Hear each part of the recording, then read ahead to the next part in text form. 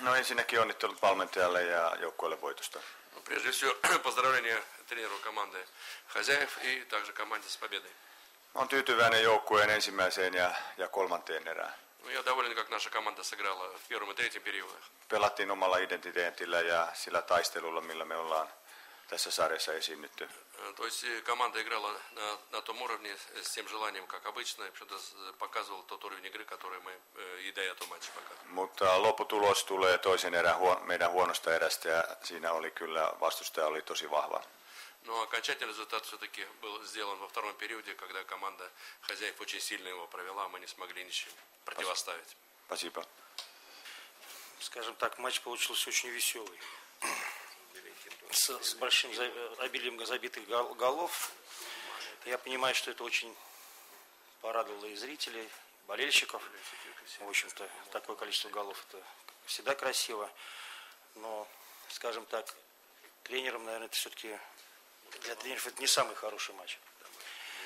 Но здесь можно было, как говорится, просто в оправдании своим ребятам сказать, что, в общем-то, ребята, понятно, что после такого перерыва долго не катались, конечно, тяжело было войти в игру. Поэтому первый период получился такой, скажем, и вялый, и скомканный, хотя мы пытались и перед началом игры ребят завести, но вот вышли они еще, скажем так, не втянувшись в игру, конечно. В перерыве в первом поговорили, в общем-то, попросили ребят добавить в жесткости, в агрессивности, что, в общем-то, все сразу же сказалось на результате. То есть вышли на второй период, наверное, так, как должны играть всегда. Но, опять-таки, счет быстро слишком, мы, как скажем, легко пропускали, легко забивали, скажем так. И поэтому счет 5-2, видимо, расслабил наших ребят. Они поверили в победу до окончания игры, за что тут же были наказаны. И пропущенный гол в втором периоде, третий, который был просто не нужен. И четвертый гол, потом в начале, опять-таки, периода третьего, тоже, как говорится, ни о чем. Ну, то есть разговор, опять-таки, один и тот же, ребята, что нужно играть с первой до последней минуты, а не только второй период. Как говорится, молодцы, что с честью вышли из этой ситуации, потому что какая бы игра сейчас хорошая, нехорошая, игра забудется, результат останется. А сегодняшние 3 очка очень важны были нам.